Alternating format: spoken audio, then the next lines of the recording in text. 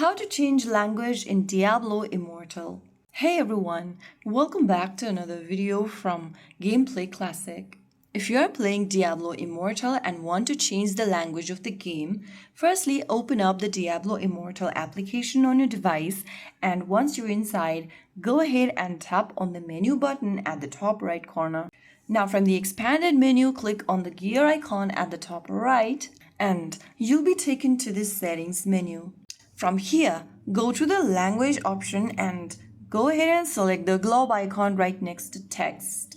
In order to change your text language, just select the option right next to text and choose a new language you want for your game. Now, this will require to restart your game. Tap on OK and your new language change will be applied. I'm not going to change my language right now, but the process is exactly that. You can also change your voiceover language. In order to do that, tap the globe icon right next to voiceover and choose your selected voiceover language if you want.